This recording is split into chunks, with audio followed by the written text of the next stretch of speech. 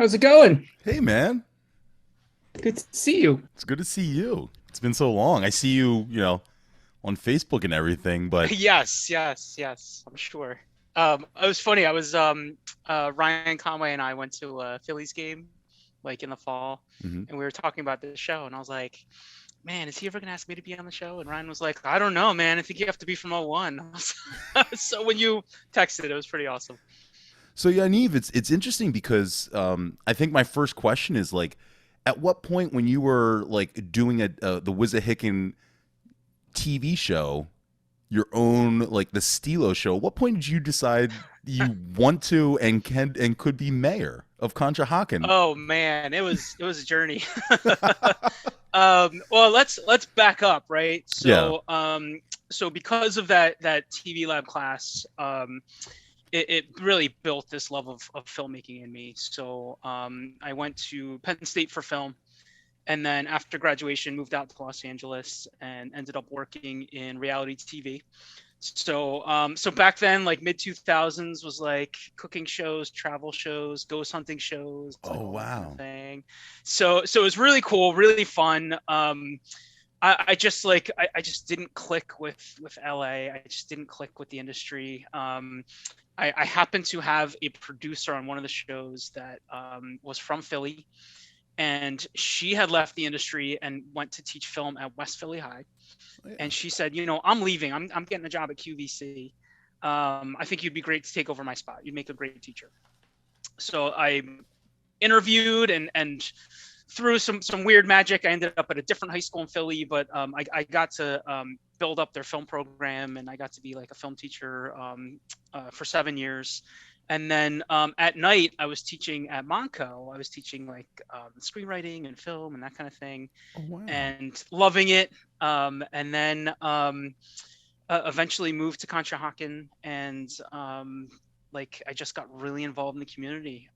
Ryan, again, to bring him up, started this amazing running club in Conshohocken, where on a nice Thursday night we'll get 100 plus people, like absolutely massive. A night Um, like tonight's about to be. yes, exactly. And so it turned into a thing. Met my wife there after a run. So it was pretty amazing. Someone from the Rotary Club saw what we were doing with the club and said, "Hey, we're trying to make like a young Rotary Club. Would you want to chair an evening meeting that we're going to market towards millennials?" I said, "Sure."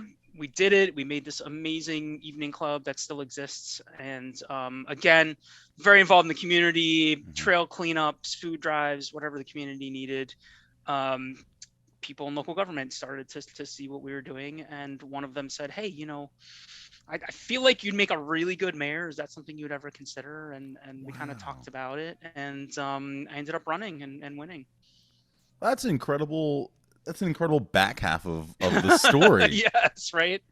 Um, Absolutely. Yeah, it started with service and like being visible and active in the community. That's really what led to it.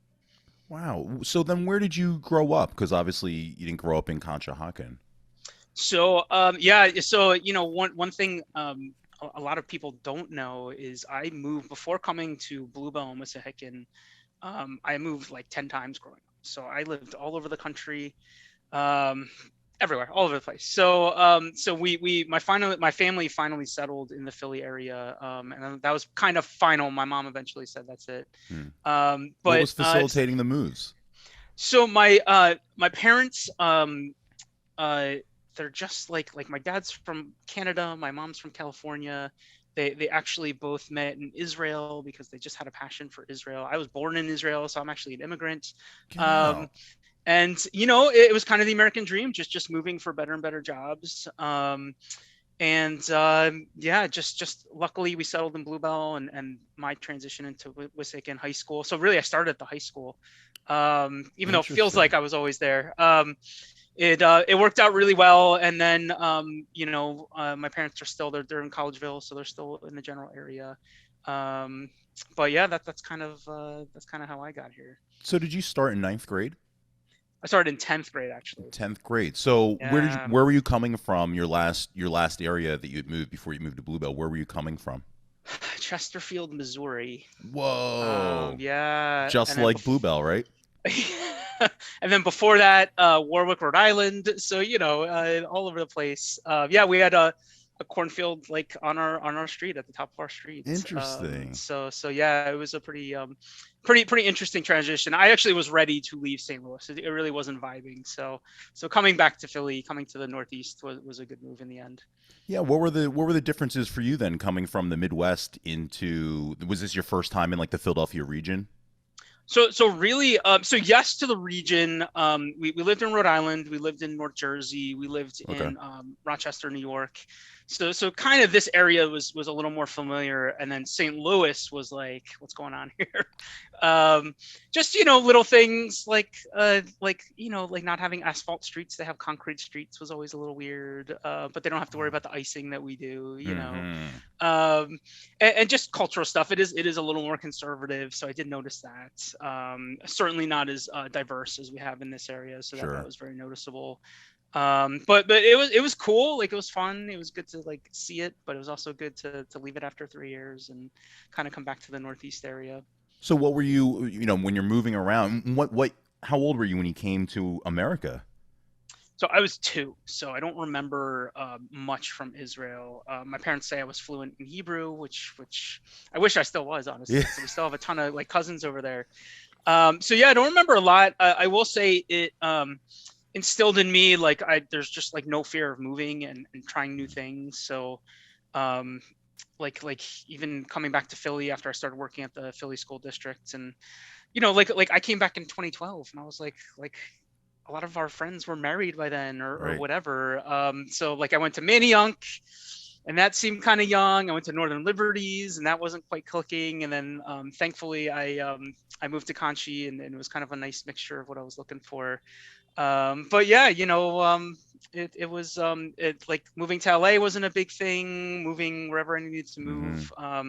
Even in grad school, I went to Australia for a semester, and there was just like kind of a routine kind of thing. So the back side is I made very, very close friends at Wissahickon that I'm still friends with, and like they talk about things they did in kindergarten, and I don't get those stories. I don't get to share those stories. That's the downside to it.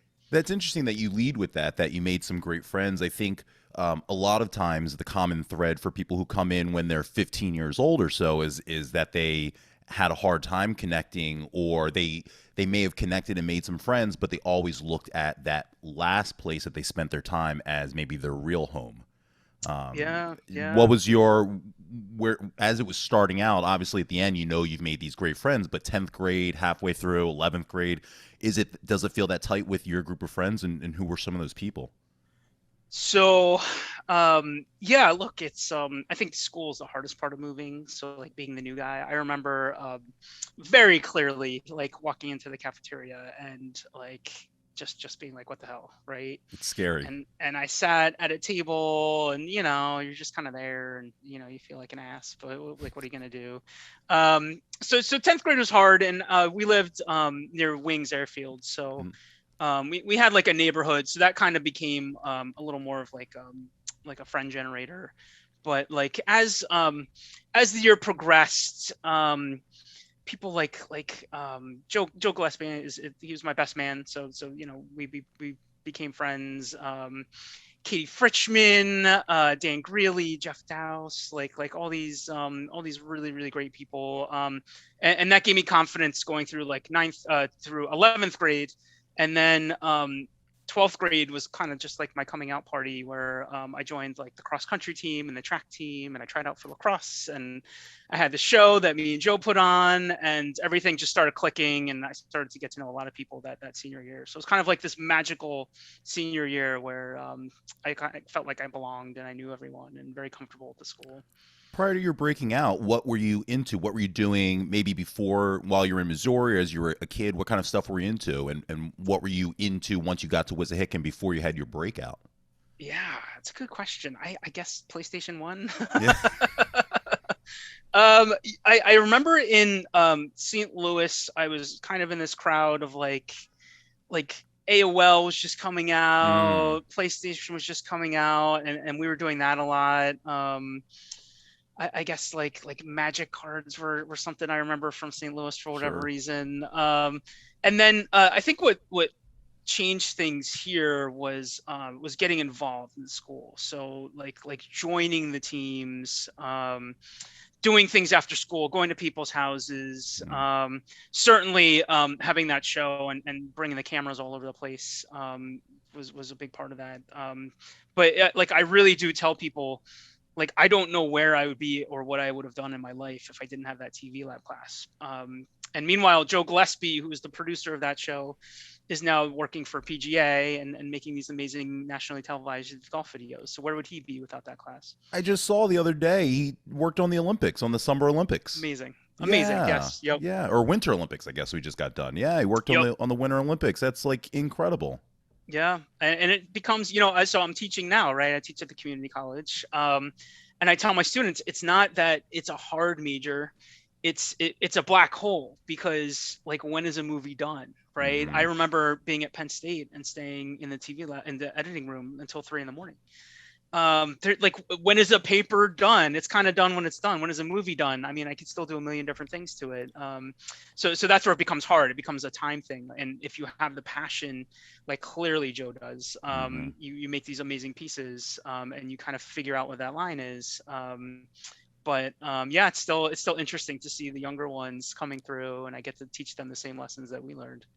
It's funny, for me, I joined TV Lab my senior year, and my whole life, was doing childhood acting and modeling, and I did not know that. yeah, so I was Wow. like, I was doing like runway shows for Strawbridge and Clothier, Wow. and going on auditions for all that, and Little Giants, the Rick Moranis, Ed O'Neill football Yes. movie. Like I auditioned for 2 different roles in that, and Wow. never got anything bigger than like a Jerry Stackhouse Habitat for Humanity commercial, and Okay. so that was like my big thing. But I always thought that I was gearing up to go into theater in college, so I was Okay. always I did the musicals all through middle school, high school.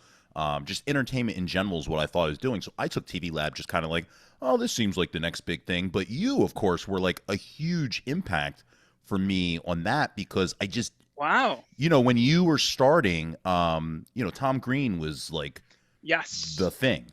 Yeah. And so seeing that, you were having this freedom to create something, and I loved MTV and Jackass and a lot of those kind of reality-based prank shows, and you were just having this freedom with the camera, and I'm like, wow, you can do that? I need to take that class. I want to create something. I didn't know what. That's awesome. And then I ended up quitting the musical my senior year, second semester. I Wow. quit it, and all I had left was TV Lab. Okay. And that is where, you talk about like with musicals, you have rehearsals. And so your night times, you're there rehearsing, singing, dancing, whatever, but it's very mandatory. TV Lab, the after school activities weren't mandatory. It was just, hey, we're having this local political debate in the auditorium. We need cameramen.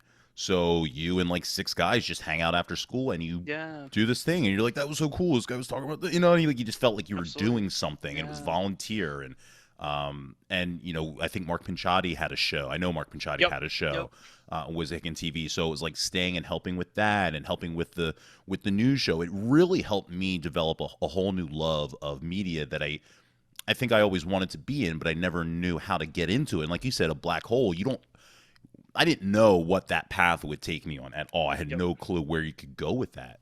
Yep. You went to Penn State while you were doing TV Lab, and you were in school in general. Were you thinking, okay, I'm doing this show, I'm doing TV Lab, I'm going to go to film school, I'm going to continue something on TV? Was that your immediate thought? I think I think the path became clear really quickly that I wanted to be in the industry for sure. It's interesting. As much fun as I had on the TV side, and weirdly enough, coming back to TV professionally, like I ended up through film school wanting to direct and like write and kind of be on that side. So I shied away from actually the technical side and wanted to be a little more like producer director. So that was like when I moved out, that's what I wanted. I wanted to be like a big Hollywood director. And you know, the TV stuff was fun. Like I had a really good time, great stories, got to meet good people. But it wasn't like the vibe. It just wasn't what I wanted. Like The once I LA was out vibe. there. Yeah. Yeah, I felt the same way. I just had a hard time connecting with the people I was trying to make friends with. And when I spoke to Hank Jones, who lives out in LA and took a similar path after college and is still out there and killing it. One of the big things for him, he said, was you have to have your group. You have to have your I can't remember the exact name that he used, but you have to have like your crew to hold you down that you can relate to, and that's something I was never able to find in LA. And I'm guessing you as well. So it's interesting. I moved out with a guy I met, one of our alumni, 99, Brandon Amelot. Okay. We became friends at Penn State. We moved out together actually. So we had that connection, which was great. And you know, I did meet some really, like, there's this spirit out there that's just phenomenal. Like it's everyone reaching for their dream all in one town. Like it's just like that part was just amazing. And maybe we're just like these grizzled Northeast people. I don't know.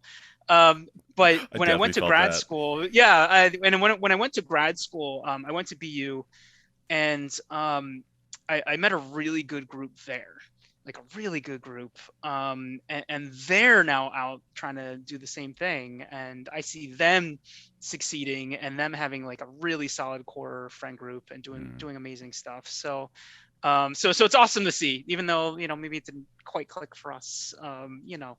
It's great to see that other people I know are still getting out there and doing good things. I have such more of an appreciation having given it a shot and seeing how it's not a straight path. Absolutely. And there's so many peaks and valleys. I have so much more appreciation for just the grind, to not just keep working, but to stick around and create good stuff, because one bad move, you could be out and no one's calling you in again. So, you know, when I see people are out there and they're doing stuff and they're working, I just go, wow, it's so hard to do. Like, you know, hats off to them. Yeah. And you know, I would have a hard time teaching it if I couldn't give some lessons about things I saw in LA. So on that end, it's been really, really good. So I can be like, here's some LA stuff you need to know. Besides the sourdough jack at Hardee's or whatever it was, Jack in the Box. You know, besides that, here's some things you absolutely need to know that I wish I knew. What were you like into growing? I mean, like not growing up, but like in high school, did you have like a favorite class or something that you were attracted to, something you were really good at? I mean, you went to graduate school too, and I'm assuming that was for film as well.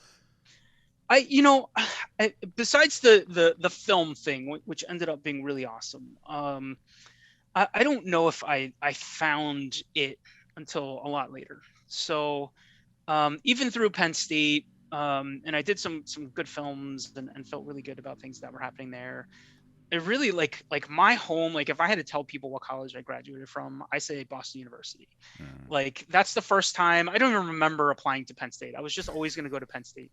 BU was like, I applied to grad school. I was working.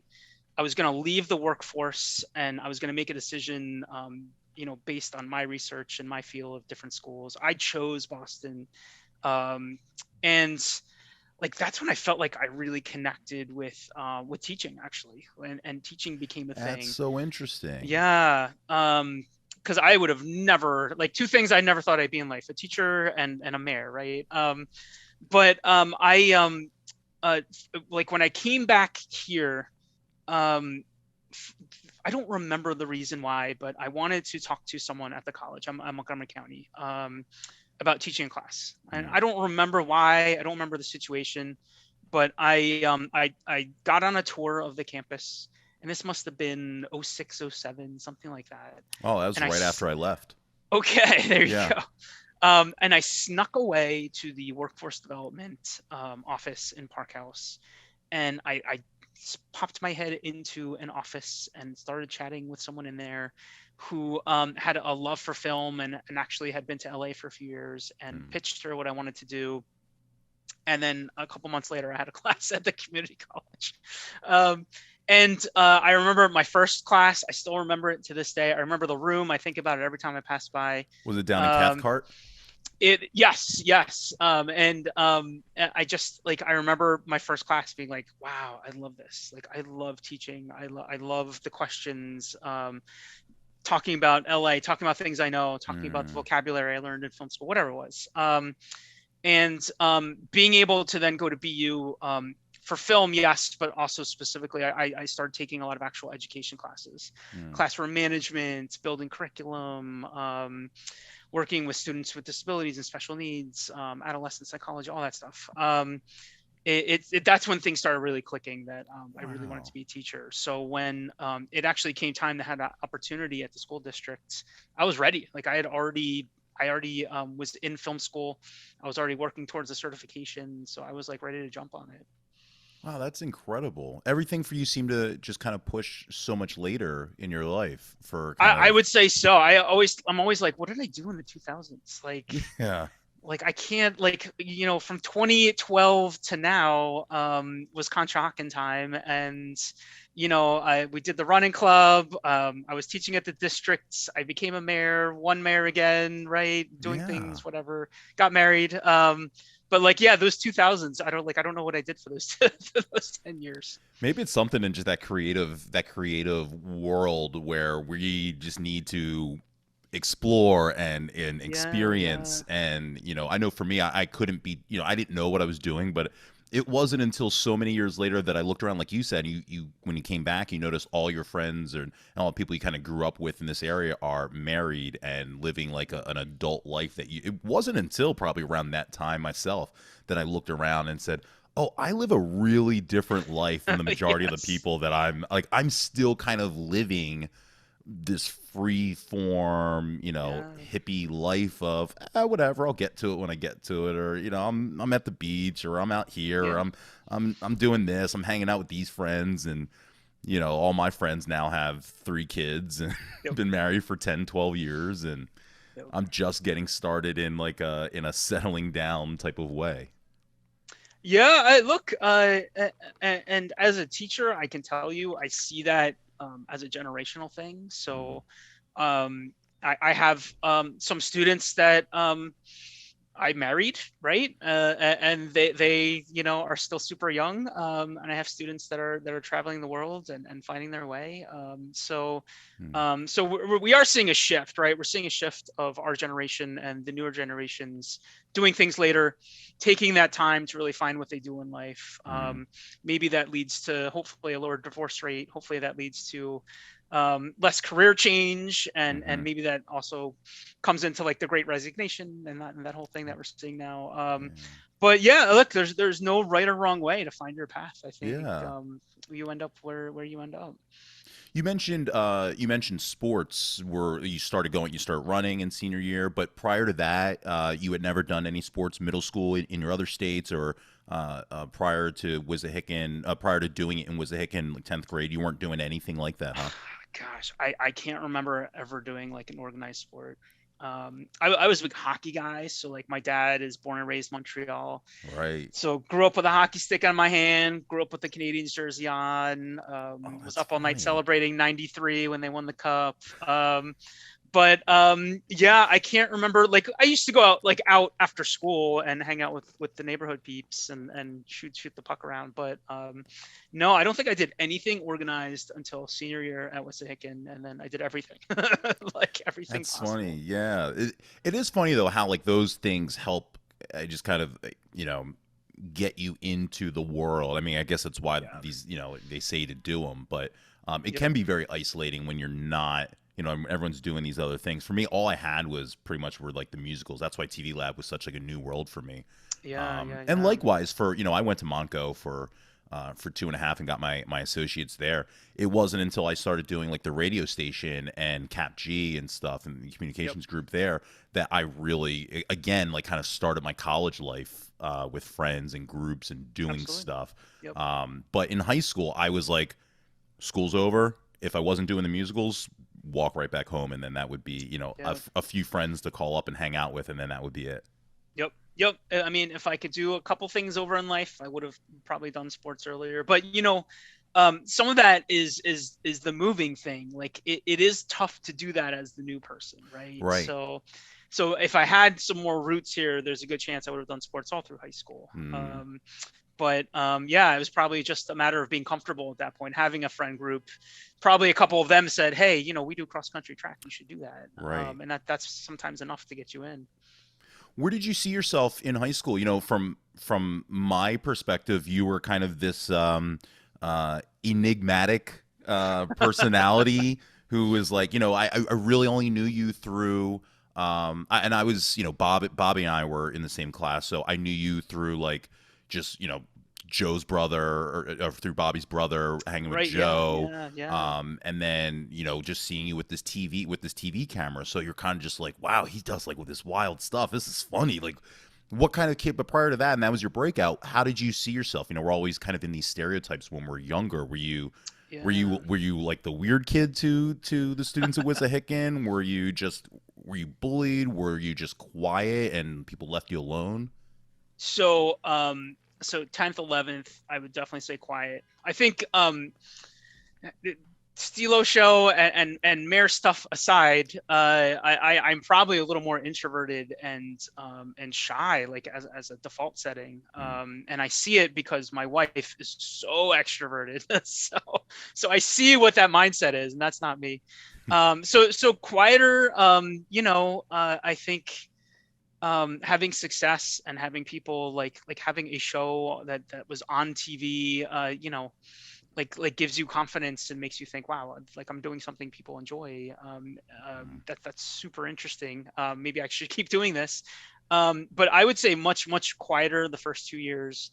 And then come senior year, when all that started happening, like one of the interesting things is behind the scenes there was so much drama. So like I stripped on a table for one of our segments. That's the one I remember, is you walking into the cafeteria and maybe it was Joe or something had a boombox, and you started stripping down in the cafeteria, and this is where I was like, this isn't exactly it, but I got to do something like that.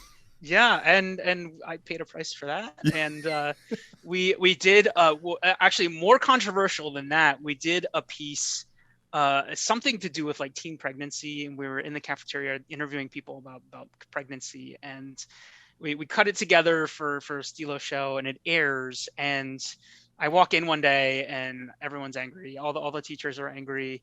The school board had to vote the show off because they didn't like the segment. So all that's going on. Yes. Well, that part was canceled. Yes. And then all these new protocols were in place. We had to like submit the show for review by the principals. It was the whole thing. So even though it looked and it was very, very cool and very free, there was a lot of drama behind the scenes that Joe and I were working. In fact, they separated me and Joe spring semester. So you couldn't work together. So we couldn't work together because they wanted to kind of tamp things down. So I ended up getting like a few other people involved, but yeah, there was a lot of like headwinds to get all that done. Where did Steelo come from? Where does that name come from? It's a good question. There was in our neighborhood, like someone there I'm still friends with, Ryan Caldwell and his sister Tony Caldwell.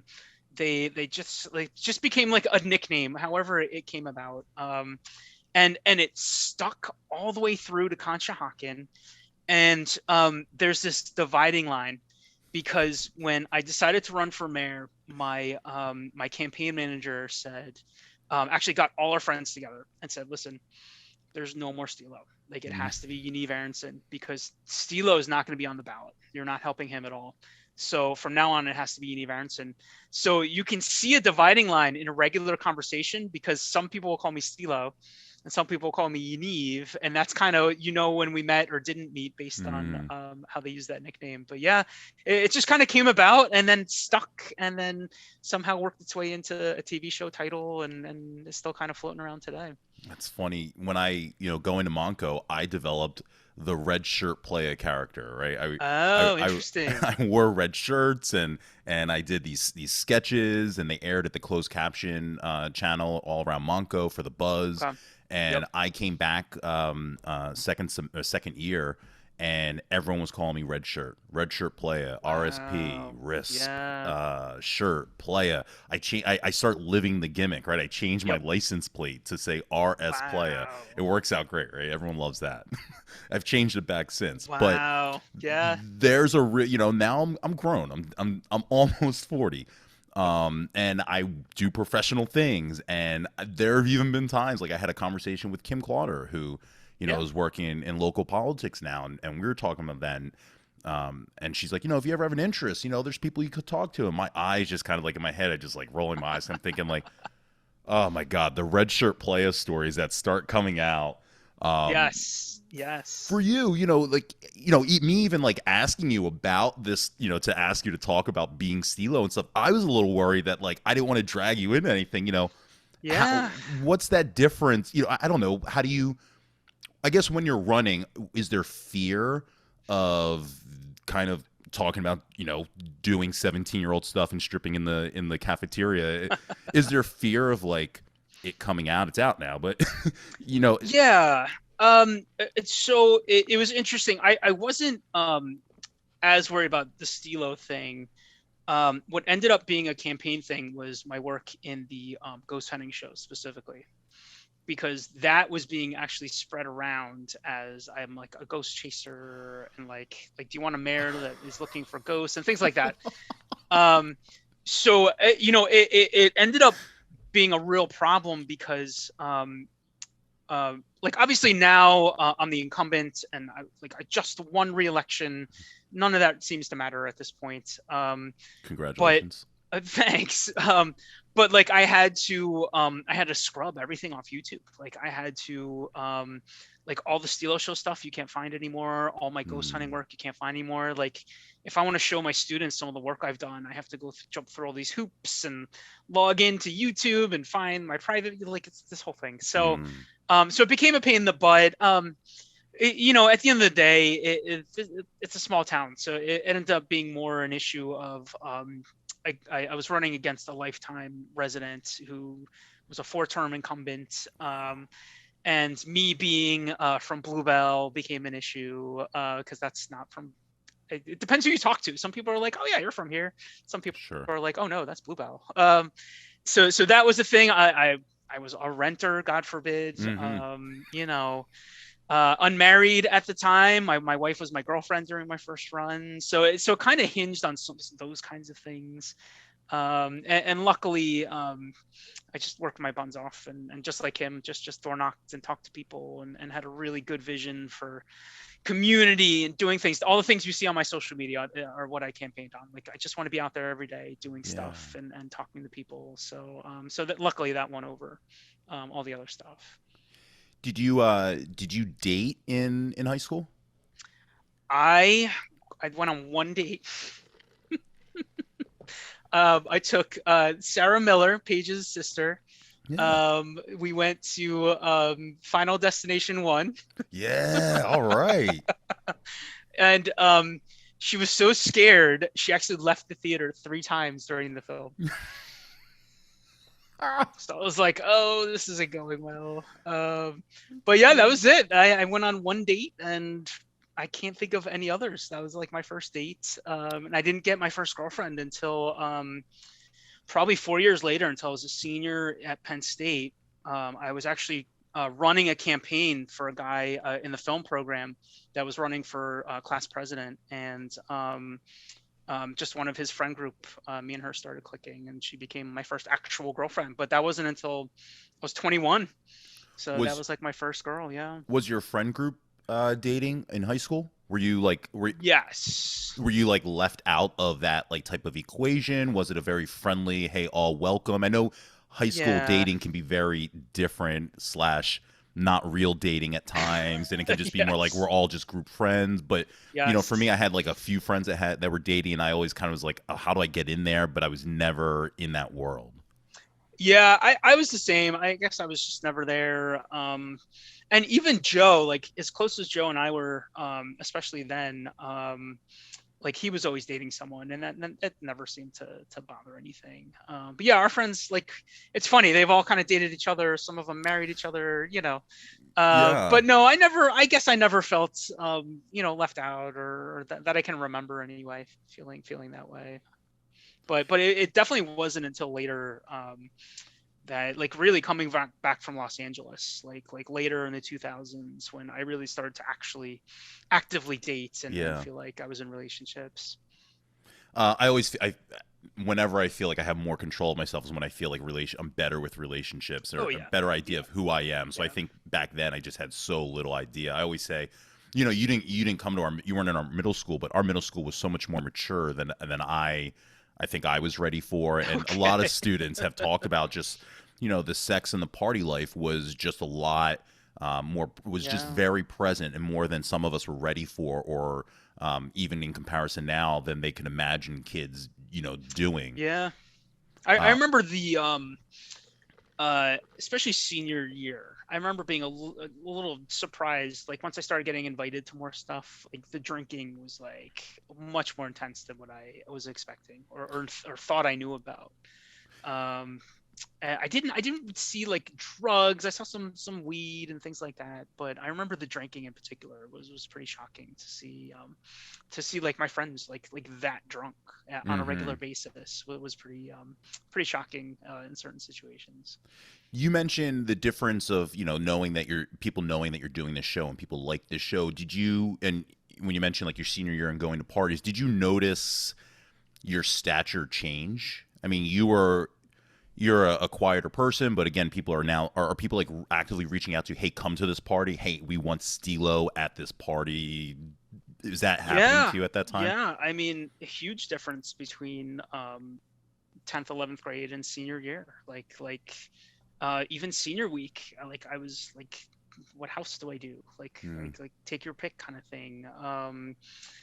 Yeah, it was just different. Like I guess I didn't think about it necessarily. I was happy to be invited and to do something, I guess.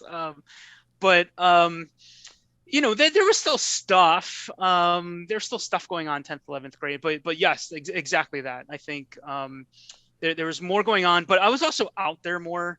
Mm.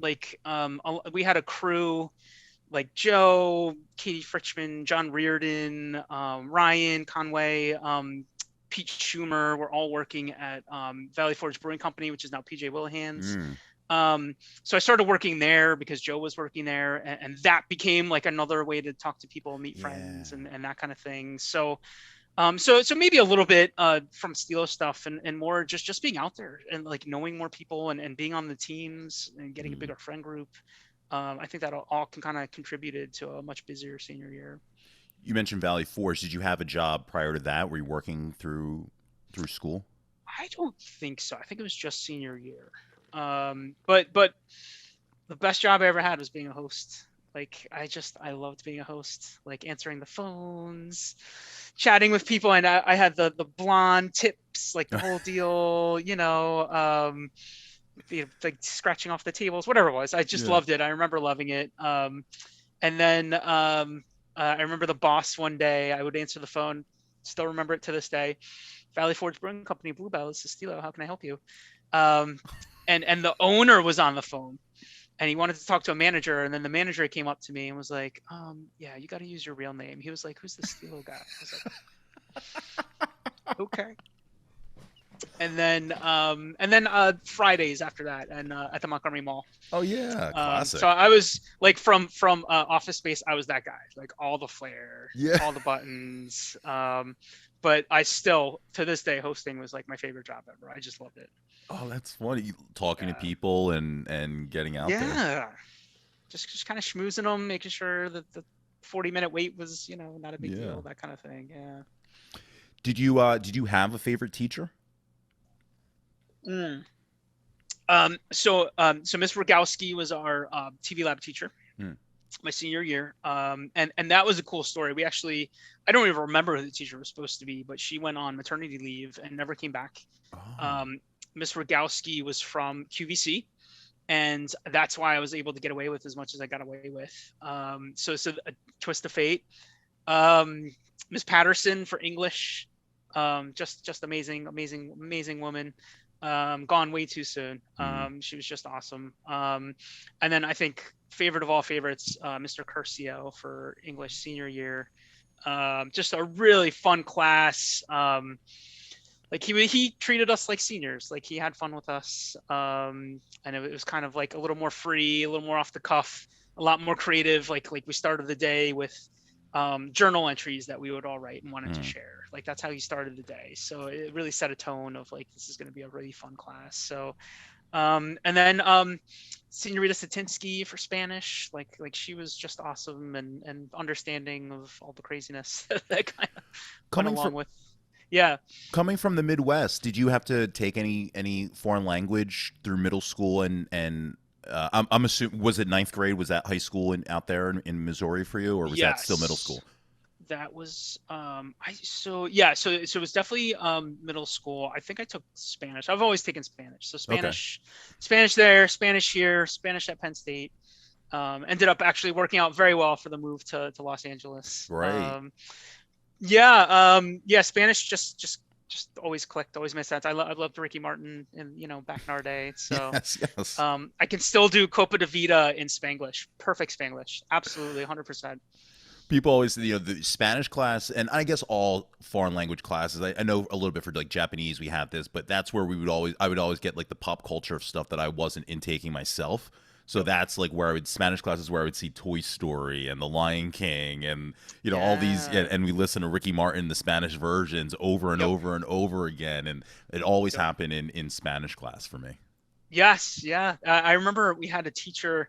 This was in St. Louis. I think it was in 8th grade, who really was into the pop culture. So he would play all this he's like, oh, you don't know Azucar Moreno? They're the best. And he would play like whatever songs, and then like I would hear about them or see them years later, and I'd be like, oh my god, like, you feel so validated. Insane. Yes, absolutely. It was pretty fun. Least favorite class? That's a good question. I don't know. I guess maybe I blank it out. I don't know. I mean, I can't think of anything. Like nothing stood out at me or scarred me that I'm like, man, I just hated that class. Yeah. I remember. I can tell you like worst moment. Senior year. I asked a girl to the prom, and dead set on it, thought it was a sure thing. And she said no. She had already accepted someone's request, and that was like the first heartache ever. And I don't remember what class I was going to. I know Joe was in there with me, and I was just like sitting there like just in a daze. And he's like, dude, what's going on? I told him the situation. He's like, oh. And that was like the first heartache, the first like thing. And that was like the most heart-wrenching moment of my existence at that point. Isn't that funny how like things like that would just take over our entire world? For yes. Did you have like a favorite? I mean, you were doing media, so did you have like a favorite TV show back then? Ooh, I mean, definitely like I think we all watched like Seinfeld, and we all watched that Thursday block on NBC. Like Friends was on there, and ER was huge. Was that Mad About You? Matt, what else was on there? Must see TV. Will and Grace was on there at some point. Frasier was on there. So we grew up in like this really phenomenal time of some pretty creative and brave TV. At least for network, yeah. For network, for sure, yeah. And this was, there wasn't a Sopranos yet. Like that shift hadn't happened. I think like X-Files, it was definitely imprinted on a lot of what I did. And like once I did shift over to filmmaking, I've always had this passion for horror movies. So I wrote horror movies. I loved watching horror movies. I shot horror movies. My mom always jokes about there was a weekend where they were going away and she saw like tubs of fake blood and axes all around the house because that's what we were gonna shoot. Even at Monco, I taught a horror movie class specifically, Oh which was wow. awesome. So it's still a passion, still something I love. I love watching and talking about and writing about. Do you have a favorite horror movie? That's such a hard question. I have a bunch. I would say if someone asked me my absolute favorite, there's a Belgian horror movie called Spoorloos. Oh, you're Um, deep in it. yes, and it was remade in America called The Vanishing with Okay. Kiefer Sutherland. But the whole point of the film is the ending, right? It's kind of Mm. like Sixth Sense style. The ending is everything, and then the whole movie plays off of that.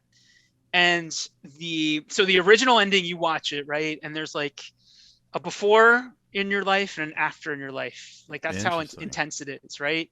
Like you are changed as a human being after you watch it. It's that disturbing. Not a drop of blood, Okay. like nothing gruesome at all. It's all psychological. It's all really intense. And then the American version changes the ending. Uh, Mind blowing, mind blowing. But yeah, that is it's just this extraordinary, unbelievable movie that will rip your soul out. But yeah, I went through a time, definitely like probably like my senior year, maybe a little bit before. I remember I loved renting horror movies. I didn't have a lot of experience with horror movies, but I was really into a fad of like those '80s horror movies, starting yeah, with yeah, like I think my buddy, I think Scott Ritter had told me like, oh man, you got to watch Halloween and Halloween 2 like back to yep, back, and yep, I remember renting those, and I was like, wow, like I have a thing for vintage. Like I just love vintage yeah, stuff, film, music, whatever. And then I started going after like Prom Night and yes, High School yes, Massacre yeah, and Carrie and just these, everything that like our teen horror movie genre, phase, I guess, of the screams that we're all based off of. But then going to film school, it's funny.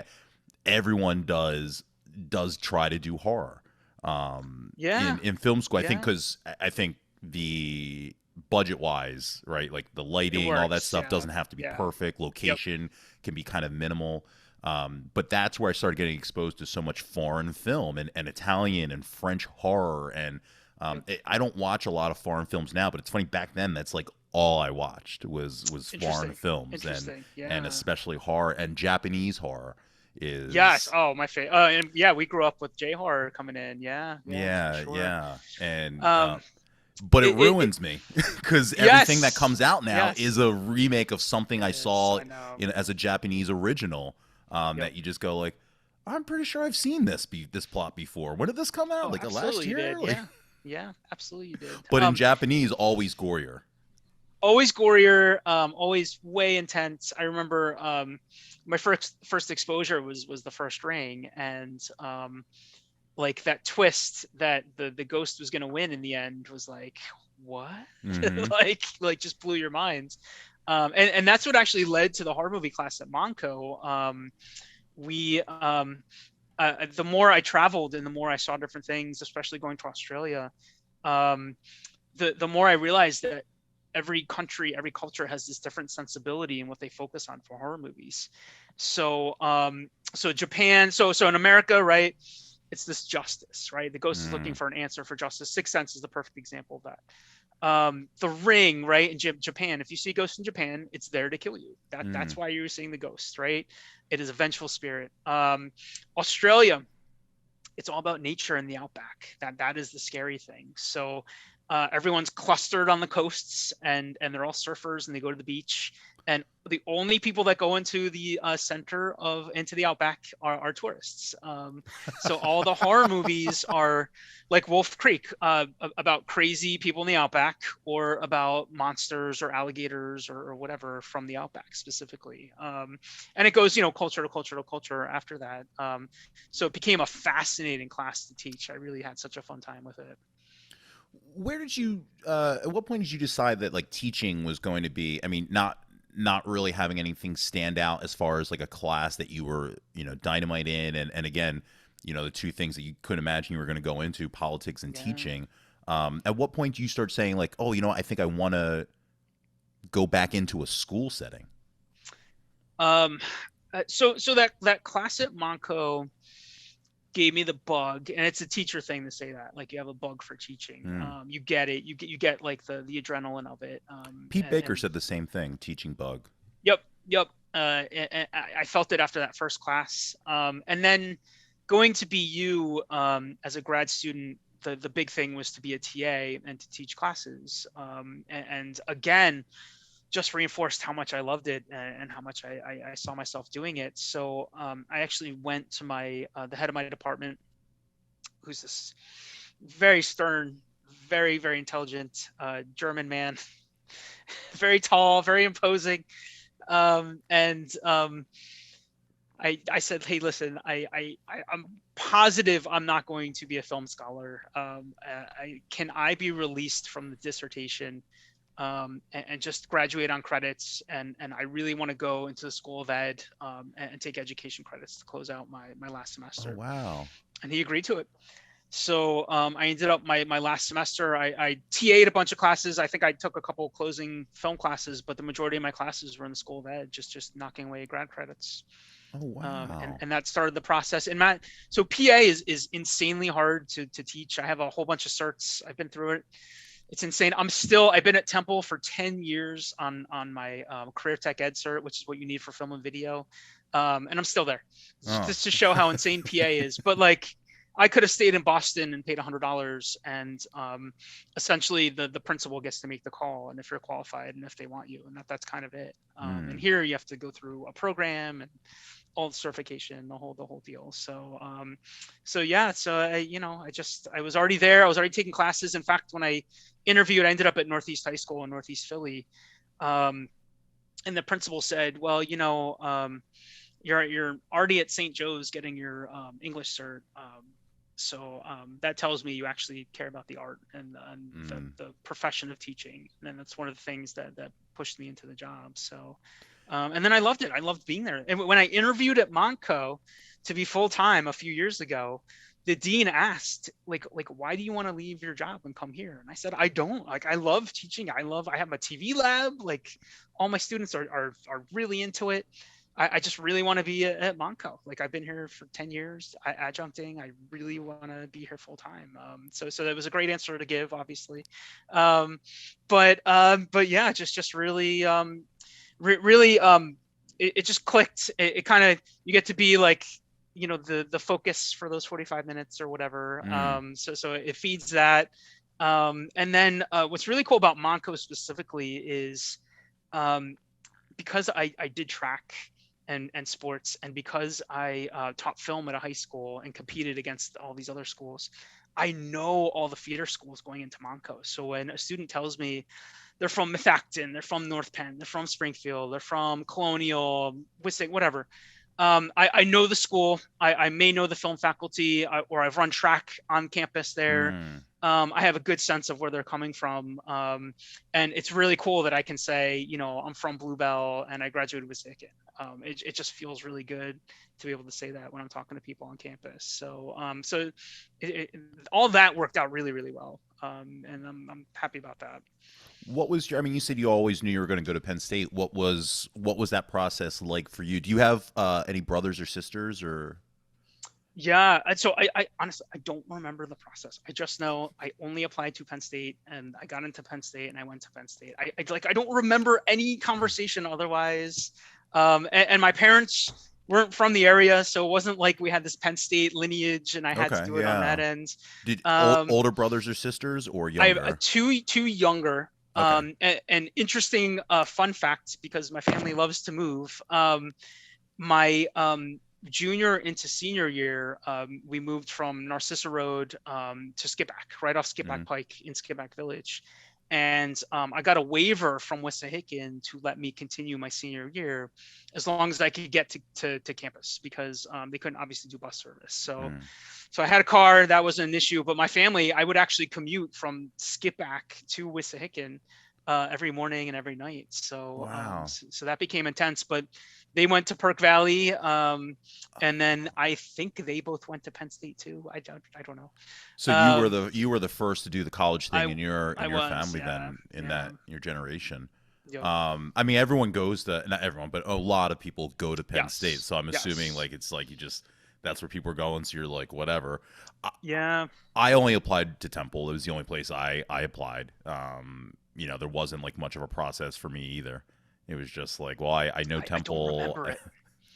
I don't. I and so BU was the only time I had like a big decision. Like I got to choose between a few schools that I got into, and BU just kind of fit with what I wanted to do, and they actually had a very specific focus on being a TA, which I knew I wanted to do. I went to like the day BU ended, St. Joe's began. I took an online accreditation program there, so to get my English teaching certs. So I did that, and then literally that ends. I go to Immaculata, and I go for my doctorate because I'm like, man, I really would like to be an administrator one day. I have to get a doctorate, and Oh, then wow. meanwhile, I'm still taking these classes at Temple to keep my certs up. So I'm still at Temple. I'm still taking classes at Temple. I two Wow. masters and a doctorate. I'm still trying to get through classes. So you got a like a PhD, I got a EDD. an EDD. Yep, Geez, that's a lot of school. that's a lot of school. I know. Yeah. You like really got your stuff together here, man. You like really, it's incredible. And all the degrees are in a Tupperware bin somewhere in my parents' basement. There's no degrees on the wall anywhere. You know, what are you gonna do? If you could go back to yourself when you were Steelo, and now that you've got like I mean obviously I think it definitely prepared you, right? Like doing television and putting your personality out there. It prepared you to be this, even though you're an introvert, you know, to be this outward person for Conshohocken and in classes. But if you could have told yourself something then, is there something that you feel like you would have helped you along the way of like that 12-year period to where things really shifted for you? I think about that, right? And like things ended, or wherever I am now, I guess ended, but a good place, right? Yeah. I'm a mayor. I'm back in this area that I love. Um, uh, Obviously, teaching at Monco film, a program you've been in, is awesome. Great faculty, great students, great facilities. Shout out to Matt Porter. Matt Porter's still there. Yeah, it gives me a hard time about being mayor every day. But yeah, just I don't know. It's so cheating. Like should I invest in Apple? Yes. Should I invest in this thing called Tesla? Yes. You know, things like that. I don't know. And a part of me also says, what if I had stayed in LA? Like, what if I had just given it another 2 years?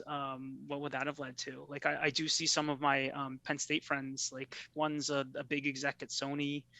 Another one's like a working stand-up comedian and travel show hosts. And they're all Penn State guys. There's a part of me that still thinks about that, and it's an alluring lifestyle, but I also know there was good reasons to leave. I don't know, and then like it takes you down this rabbit hole because being in the exact position I was in, I got to meet my wife Sarah, and she's like 1,000 times whatever I am, like the extrovert. She is like the first lady extraordinaire. She loves the role. She's everywhere. I probably would not have won if her face wasn't all over my campaign materials, right? So I don't know. Yeah, like there's stuff I would say, but it always makes you crazy because like, what if you don't end up the same way? It's a weird rabbit hole to go down. You said it kind of quick as far as like switching your path at BU for your final semester, but was that a hard decision coming up to reaching that point to say, you know what, I'm not going to be this filmmaker. I have this other passion, and I'm going to make that switch now. That's when you leave there, that's it. That's what you did. Yeah. You didn't do your dissertation. So how hard was that decision? So I think actually by then it was made. So I was going to be a teacher, right? It was kind of a decision of like, do I want to be like the scholar, like academic film teacher, like film 101, or is it okay to go into secondary and kind of teach a little more hands-on? And that was kind of more that decision. the decision you're talking about was like getting me into BU, like deciding that things were not going to work out. And I had to go back to school to teach. When I came back, I was teaching nights at Monco. I was days. I was working in a like a medical device facility, like making parts and things. Oh wow. And on the side, I was shooting pilot TV shows of all different kinds, like crazy stuff, like travel shows, taking my friends from Penn State and going all over the country doing travel stuff. Oh wow. I did a cooking show with a really amazing woman in Phoenixville. And most importantly, and probably most interestingly, ghost hunting shows. So I was taking a lot of my contacts in LA and trying to mixing them with a lot of the talent that is here. Are you like the Conjuring movies? Like, have you watched those? Yeah. So Ed and Lorraine Warren are like the big names, right? Their nephew, who attended all those cases, so that he was on Amityville, he was on Haunting Connecticut, like all those cases that they did, lives in Connecticut. I got hooked in with him. He became like the guy I was trying to market as like the next reality TV star. So we did all these videos together. We were trying to hook into this new thing called YouTube, and like get all those shows out there. Those are actually the videos I've had to try and scrub because like my name's all over them. Right. It was an awesome time. We would cut these shows together. I would fly out to LA and I would like pitch them to different places, or I would go up to New York and try and pitch like a travel show or whatever it was. And I did that for a few years, and like nothing was clicking, like nothing was selling, nothing was moving. And eventually it was just like, it's I gotta move on. Like I have to do something. Yeah. So that was kind of when I started to go to BU, and that's like when that transition happened before I hit BU, and decided that teaching was going to be it.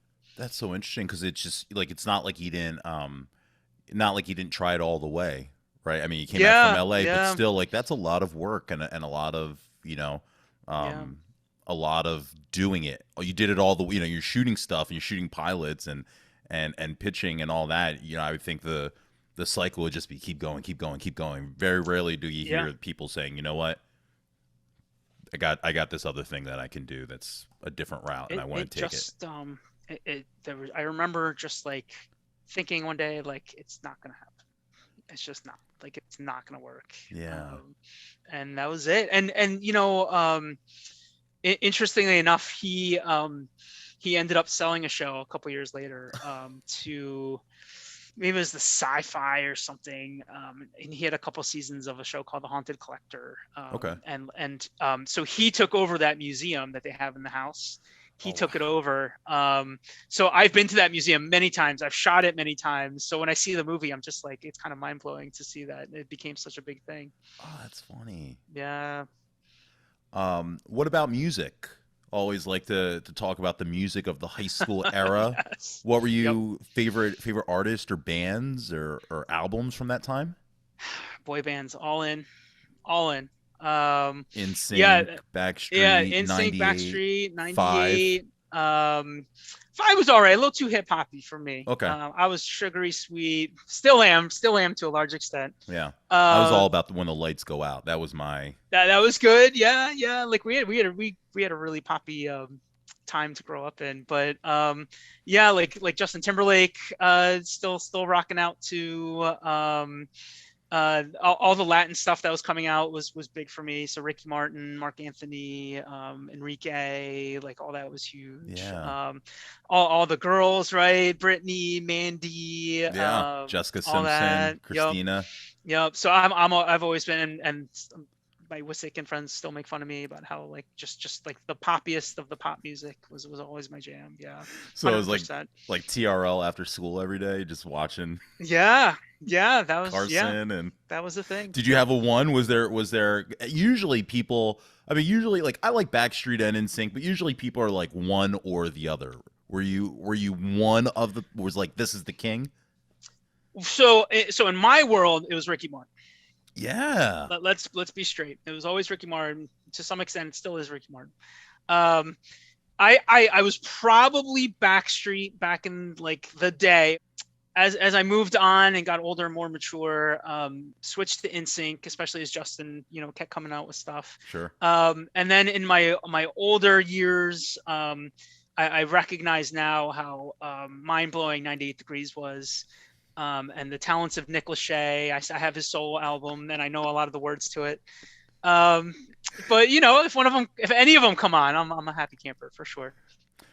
So you're in Conshohocken. Obviously, you're in Conshohocken. Can you tell me just a little bit about, what it's like being? Give me the pitch a little bit of what it's like, being in the area, and being the mayor of Conshohocken. It's a trip, man. The secret really is when I was in charge of the Rotary Club here. We put on this beer festival, and every year we would invite the local council people and the local dignitaries and the mayor to come hang out. We give them tickets, right? And the mayor would never acknowledge, respond to the email. And I remember when someone approached me about a run for office, and I was like, I emailed the mayor like 3 years in a row, and I've never gotten so much as a no thank you. I can answer an email, let alone go to the thing and advertise it and be an active participant. So that, when people ask me like what got me into it, and not to trash on anyone, traditionally the mayor is that person. It's that person that's been in town all their lives, and it's kind of like the celebratory role. There's not a lot of actual responsibility to it. The best way it's been described to me is the Queen of England. Okay, so whatever. It's still a good spot for me. But I just saw like deficiencies that like we are the digital era. We like obviously now we're kind of behind, but I knew Facebook, I knew Insta, I knew that I could connect with people and be much more open and accessible. So I just got this vision. Of like being the face of the town, having Sarah there, even though she was just a girlfriend at the time. But like having this young couple be the face of this young Conshohocken that's up and coming, young, open, trying to give some diversity to elected office, give the young people in town, which are a majority actually of the population, like a voice, even though I'm a terrible renter, but if the majorities are renters, they should have a voice too, and mayor seemed like a good spot for that. So I'm not going to be legislating. I'm not going to be setting tax rates. I'm just here to be an extra voice, to talk to council, and to bring in administration where necessary. So just give me like a landscape of like what the vision was. And then I just had to like tell everyone what I wanted to do. Like that is like the secret. How did I do that? And I'm sure Kim said the same thing. I door knocked my ass off. I door knocked every day after work. I door knocked every weekend for 9 months, to the point where everyone knew me. I knew them. If you weren't home, I went back 4, 5, 6, 7 times. I left paperwork. I left my vision of having social media pages, having a website, which seems insane in retrospect that I even needed to say that, but that's where we were starting from. Having in-person office hours, having a focus on dogs, because that was a big thing that millennials were bringing into town that we didn't have infrastructure for. And just having this razor clear image of what I was going to do as mayor. And as nasty as the race got, and it got really nasty because I was breaking up something that had existed for decades, and I was an outsider. And we never, even to this day, we don't respond to it. I don't look at it. I just, here's the message, here's what's going on, here's what we're doing. We won, and that was cool. The first year was hard. Like, it was winning. It wasn't a huge victory. It was enough to where I really had to work hard to get people behind me, because you can't really be mayor with like 51%, right? Right. You need everyone behind you and believing in what I'm saying and wanting to do. So that first year was just going everywhere, talking to everyone, having conversations, and then figuring it out. Like there's no handbook, the law is very vague on what a mayor does. There's a lot of what I can't do, there's not a lot of what I can do. Yeah. We're working with council, so council in a small town has the majority of the power, and the way it works is in a small town, it's all council, and as the town gets bigger, council gets less powerful and the mayor gets more powerful. So that's why you have like Philly with a very powerful mayor, and council is like a little less centralized. Here it's different. Here council's everything. I don't even get a vote on legislation. I can veto if it's an ordinance, but they only need 5 out of 7 votes to override, and I can break a tie, but it's a council of 7, so I've never had to do it. So it's it's a weird position, and the year I won, a lot of millennials all over the county did the same thing I did. So we had young, diverse mayors come into, let's see, Bridgeport got their first Black mayor, Royersford got their first female, first Asian mayor. What else? All of the county. Phoenixville got their first openly gay, first Filipino mayor. Like just this amazing transition happened. This millennial mayor thing was like a big deal in 2017. So I've had people to talk to, and we've been able to like share what's going on and you know what we're dealing with. So that first year was really hard, just really trying to win people over. But it slowly happened. Like we are out there all the time. We do events all the time. Sarah has made the First Lady thing her own. So she's brought mental health as her big platform. So she does cool. Mental health trainings and suicide awareness trainings. And she's doing a women's self-defense later this month, like all these kinds of cool things. I do an arts festival, bringing in some of the film and artistry that mean a lot to me. First Saturday in every June. And it just felt like the tide turned after a while, and people were really behind me and believing in what we were doing and appreciative of what we were doing, to the point where last year was re-election, and people were like coming up to me like, oh, you got this. Don't even, why are you even out here? But still was out there every day, still campaigning my buns off, and won by a ton. Like just like if those weren't the numbers, I would have been disappointed, because I would have read everything wrong essentially.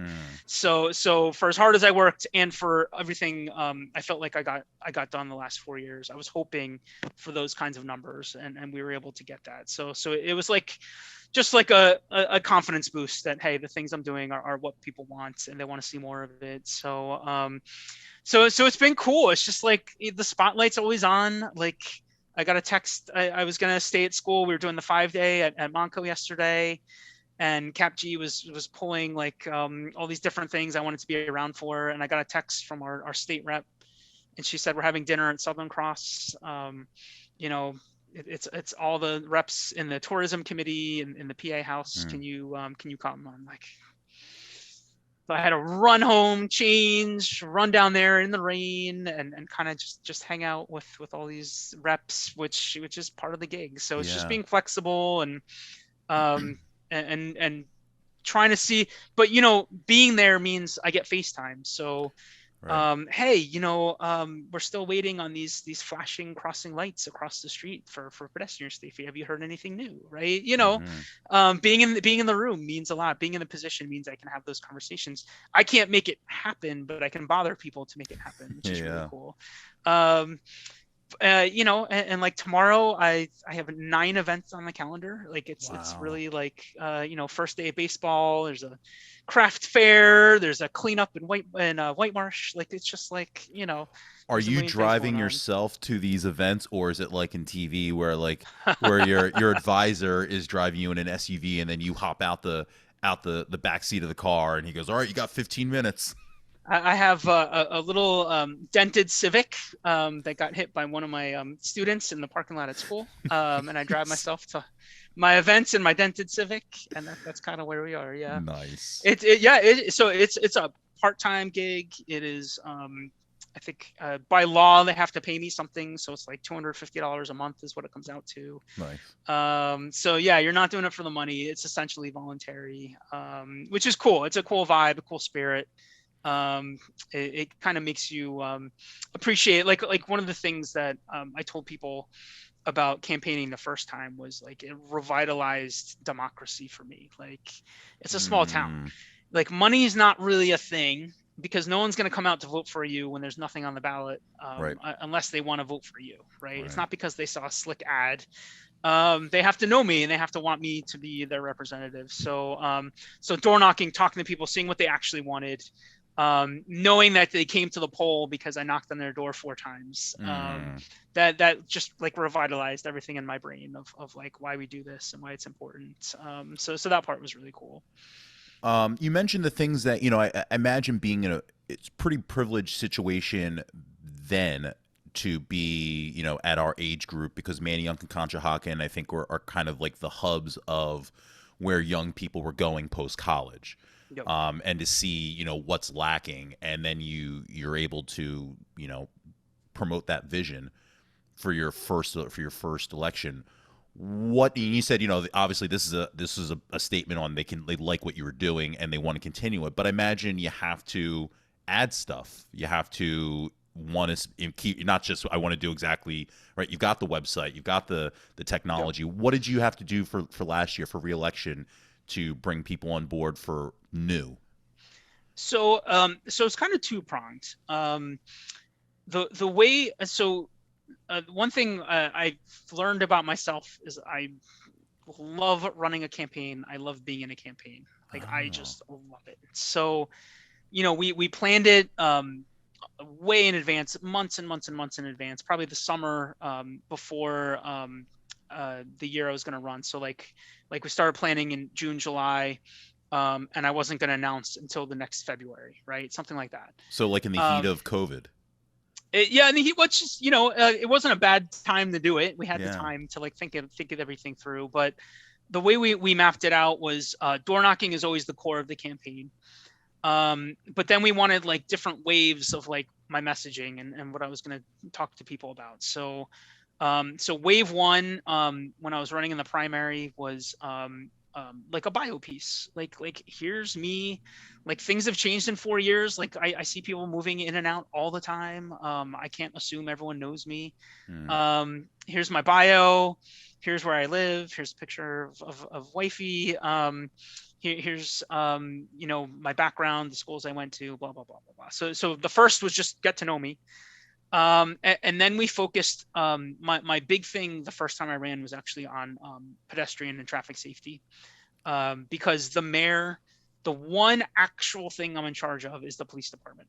Okay. So it gives me a little bit of leeway to talk safety, even though I need counsel to get things done for me. I can do things, I can put a stop sign up for 30 days.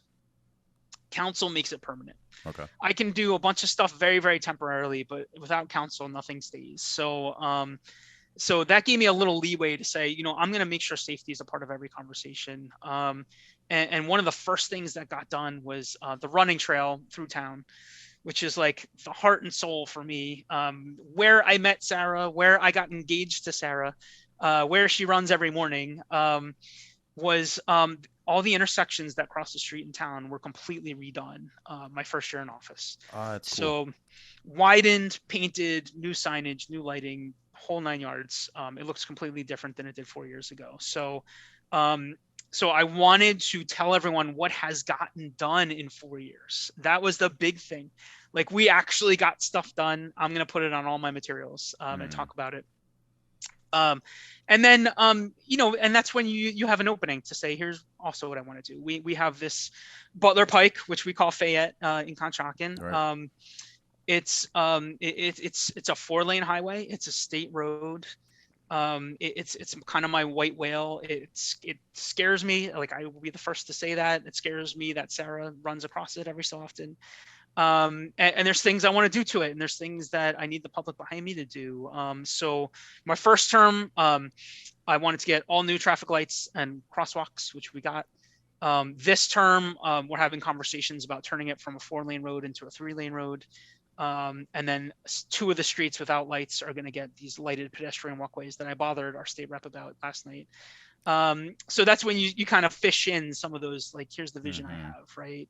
And then I closed this out in the fall, and it was all about sustainability. It means a lot to us as millennials, but it means even more to Gen Z, who actually have a better voting record than most other age groups, which is actually amazing. So I knew I wanted to close on sustainability. We've had phenomenal progress on sustainability here in town. So really just saying what we've done, and that this is the vision. We're going to keep working towards this goal of being 100% sustainable, was what I wanted to leave everyone with at the end of the campaign. And that was it. Like just making sure they knew, A, that we did a lot, and B, we're still trying to do more. And then in 3 years and 8 months, I'm just gonna go to sleep, take a nap. I saw a news clip of you of a few months ago when there was some vandalism in a cemetery. Yeah. And I think in general, I think we can all admit that the tolerance of politics has been tough in a public light, and points of views, and trying to, in your role, where your role is to not for legislation but to keep the town together.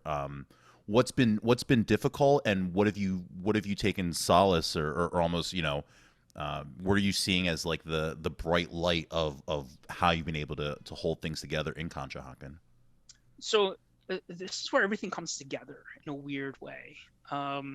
So having this media background is the backing for being able to communicate so clearly to residents, and knowing how to get a message across, knowing what works on social media, knowing that it's important that I put out a statement when there's a big incident, because it'll calm people, and it'll show people we're on top of it.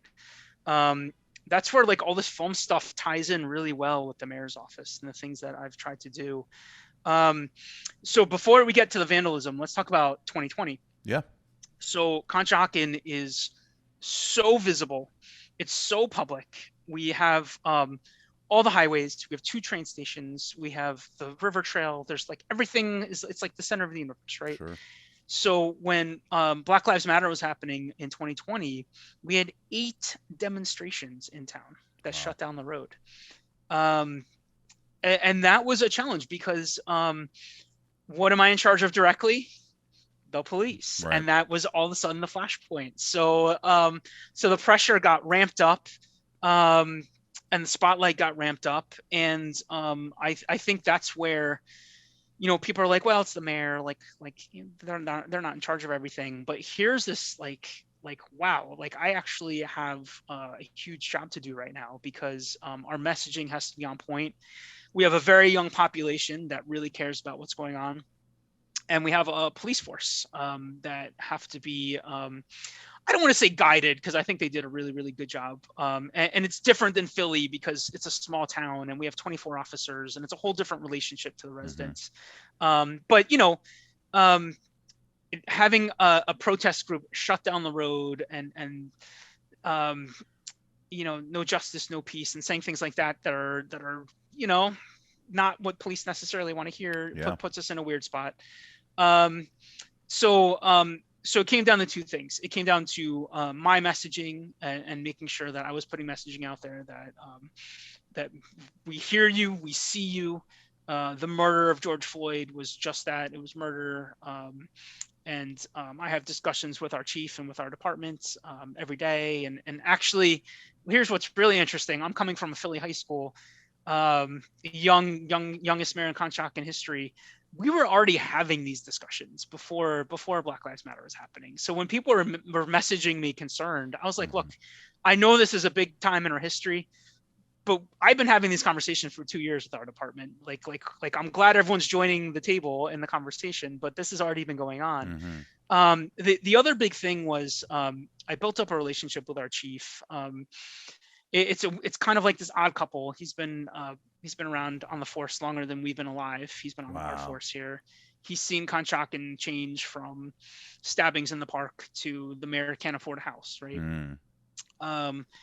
And there came a point where I said, you know, me, first Jewish mayor, first gen immigrant, first millennial mayor, whatever, all these things, is different. Public school teacher is different than you saying it. And I think you need to put out a statement. And he said, you know, and good guy, he said, you know, I've been thinking about it. I just wasn't sure what to do. I said, why don't you send it to me and we'll bounce it around and then we'll put it out under the official police social media. And he said, you know, he'd been looking around at some of the surrounding municipalities and he thought they were like really cookie cutter and he wanted to say something that was a little more raw. And talk about like what he's seen in 40 years in policing, right? And how it fits into what we're talking about in 2020. And he made this perfect statement calling what happened to George Floyd murder, saying how the police are guardians, they're not warriors, they're here to protect and to serve, and how the police don't have any authority without the trust of the public. Like everything you would want to hear in that conversation is coming out, and I'm able to clean it up and you know do whatever I need to do to help make it sound really good. But so from that to my message to making sure the demonstrators had a line and a contact with the police, so everyone was on the same page and knew what was going to happen at each demonstration. We got through it, and we got through it without any negative incidents. In fact, our chief and officers would often go to the end of the march and talk to people in the crowd and just have that public face, which was really, really good. And then that kind of is how I cut my teeth on like an emergency situation, an unexpected situation, and actually providing value in this weird position of mayor. And then when the graffiti happened, so we had, just for context, we had graffiti in 3 cemeteries around the area, Conshohocken, Plymouth, and White Marsh. It was the same night Russia invaded Ukraine. So we believe it probably is connected to that. It was all the same color and same font, so we think it's all the same people. It was also like anti-Semitic and racist and all this other stuff in Catholic cemeteries, which is really odd. So like a lot of stuff doesn't make sense. Like we don't think there was some organized plot. We think it was just people wanting to spread some hate. They did it in cemeteries in the middle of the night. Generally speaking, there's not cameras pointing at a cemetery. Sure. There's never really incidents that happen there. But we woke up to that terrible situation, and like, what do you do? Right? Like, I called our council president. I said, I just wrote a statement. Can you, if you like it, can I put your name on it? She said, yep. I called Chris Monero, who's in charge of the Plymouth Township Council. He read it, he approved it, so I put my name on it. And then I called the chair of the White Marsh supervisors, and same thing. I said, if this is cool, can we sign off on it? We had a statement done within 10 minutes, and I had all 4 of our leaders on it and posted. And obviously it doesn't solve anything. It doesn't make things better, but it shows everyone we're on top of it. It shows everyone we care. It seems so silly, but you do have to say this is wrong and inappropriate and terrible. And we're going to give the police whatever they need to get this thing solved. So like, you actually have to say that. So we said it, right? And we said it very quickly. And then like, as a media person, I learned that things have changed. Usually, like, you need to write a press release, right? Like, you need to send a press release, and then that gets printed or whatever. This is the first time I've seen all of our local media around the area, from the news channels to the Philly Voice to whatever, just take my social media posts as quotes. Never reached out for comment. They actually just use it as quotes all over the area. So that was a learning experience for me. So now I have to think about that every time I post something. Apparently that is now considered a quote. Well, we've learned, right? Social media, now can be an official statement for any elected official. but I would have told my my mass media class that you should ethically reach out for comment, right? And huge, massive channels in our area did not do that. Wow, yeah. So that's a new learning experience for me. And then of all channels, Fox 29 is the one that reached out and wanted to do like a real interview. So we did it. Wow. But Talk yeah, it 2 years of actually seeing the value of being the face, even though I don't necessarily have the authority. There's a lot of value in being in this position, having me in particular in the position. right into the deep end. Yeah. I mean, I had a really good friend say once, as long as you're doing the right thing and your heart's where it should be, like you're just go out there and do it, right? Like you're always going to be okay if those are your motivations. So as quickly as things can happen, I think that's always been my mindset. So hopefully it keeps serving us well. Yeah. Do you I mean, you're the mayor of Conshohocken. Do you go back to Wissahickon to, I don't know, spread these stories? Are you? I mean, I've got a beef with the Wissahickon Hall of Fame. It seems so sporadic. You know, what's your relationship like with Wissahickon at this point? So interestingly, I'm the dual enrollment liaison between Wissahickon and Monco. Oh, perfect. Okay. So that's cool. I haven't had to do a whole lot with it as of yet. But really, I haven't had. I go back with Ryan Conway. We do the alumni race. Okay.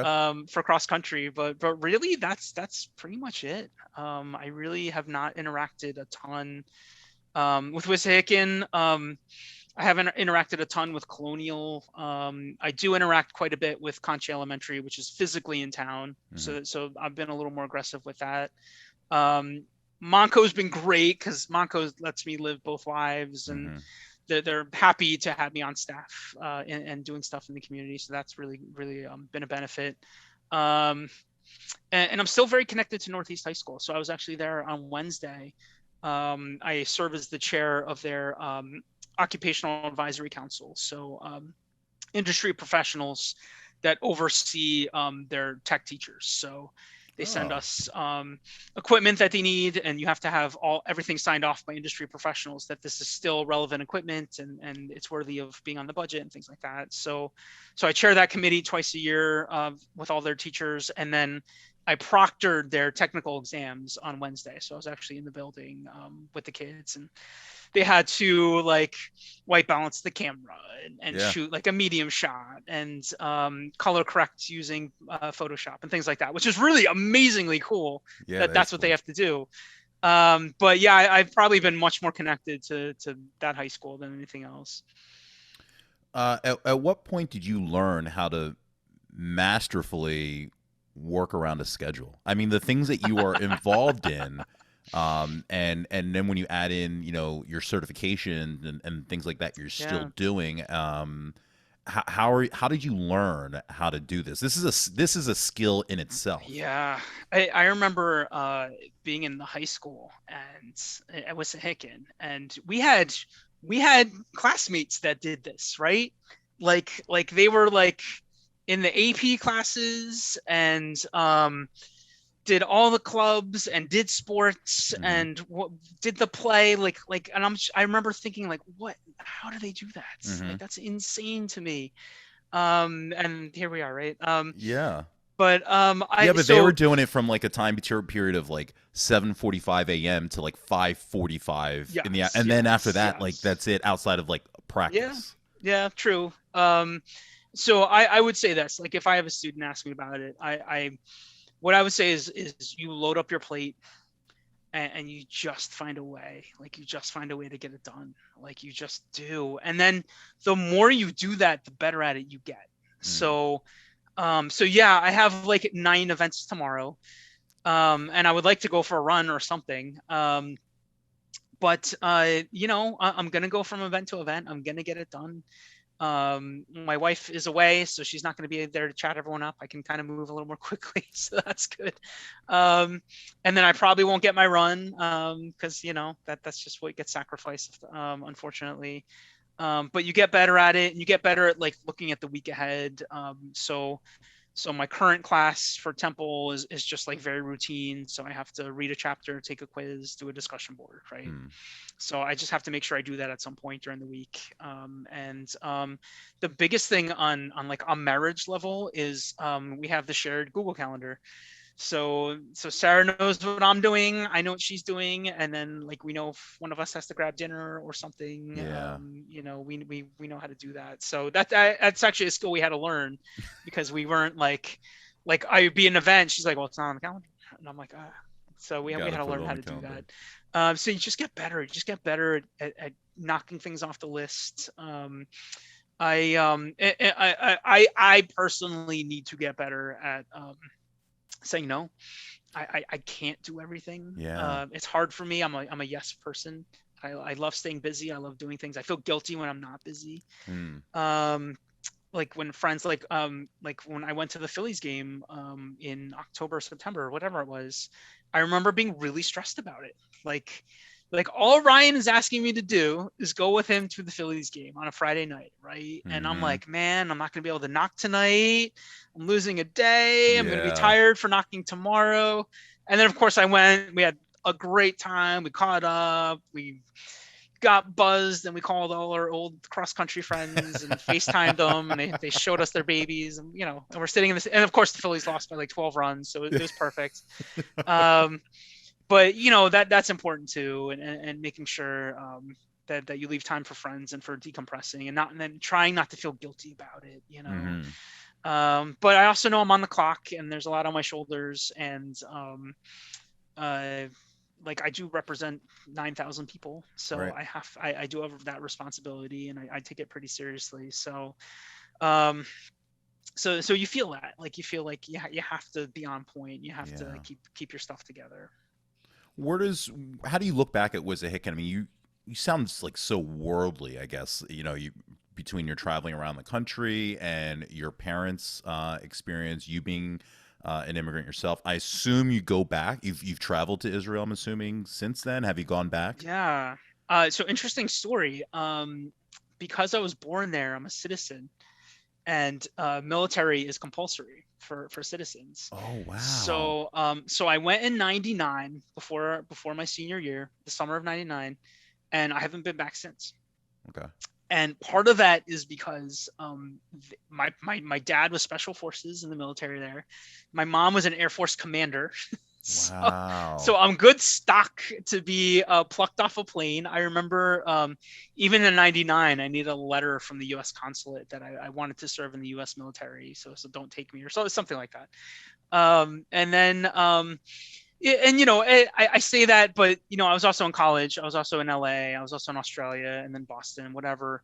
So I did get like just too crazy to just take time off and be there. But that's the last time I was in Israel. It was 99. All my cousins are there. Oh, my grandparents were there. Like I still have a ton of family there. In fact, my sister is moving from Collegeville to Israel next month. So at what point are you just too old and washed up that they're not going to want you? Oh, I'm there. Yeah. Okay. No longer. I'd be flattered at this point if they tried to. We got bad backs and stuff now. Oh yeah. You know, this is the time I think when, especially over the last few years, that we as Americans look to good people, diverse people, younger people than what we ourselves maybe grew up seeing as politicians. You see what happened with Pete Buttigieg. You know, for you, is mayor what you want to accomplish? Do you look down the road and say maybe there's an opportunity to influence something bigger? Is that in your forecast at all? I've been getting that a lot, especially since the second term started. I don't know. I would say I'm not actively looking to continue. I think in the mayor role specifically, 8 years is great. I am good after those 8 years, and then we'll let some other young person, hopefully a female, take over. But I don't know. We'll see. Like the one interesting thing is like state rep and state senate, directly oversee things that I'm passionate about, like education and boosting resources for career tech ed specifically. One of the few things, by the way, that all the parties agree on as a priority. So that is intriguing to me, but it's also a lot of constituent services. Like I have to deal with a lot of issues, and that's not like the most fun part of the job. And I think that becomes a much bigger priority once you're a state rep, because you are that person. You are the person to solve those state level issues. So I'd say maybe I would think about it. I would talk to Sarah about it, of course. I don't necessarily, I'm not also in love with going to Harrisburg. Like Sure. I made it back here. And I'm so happy to be back in the area, and especially going from Bluebell to Conshohocken. It's like all my safe spaces. But who knows? Like I would have never thought I'd be a mayor and have fun with it and be able to do great things with it. But we'll see. And one of our candidates for governor is from Abington and knows our area very, very well. Served as commissioner of Montgomery County specifically. So if he wins office, he may be looking to people from this area to help him out in his administration. So who knows where things take us. But I could also be very happy just giving this up and being a professor and just kind of relaxing for a few years. Keep enjoying life with little. Sarah. Yes, that is equally as intriguing. So I'd be happy with that too. Once you make that leap, there's really no going back. So that's it's a level up for sure. I think local is one thing, and I think leveling up to, I think once you go full time and that's your gig, I think that's when things change. Yeah. Well, this has been awesome, man. This has been so much fun. Yes, it's been nice to reminisce. Think about, I forgot about Final Destination. That's a memory we brought back.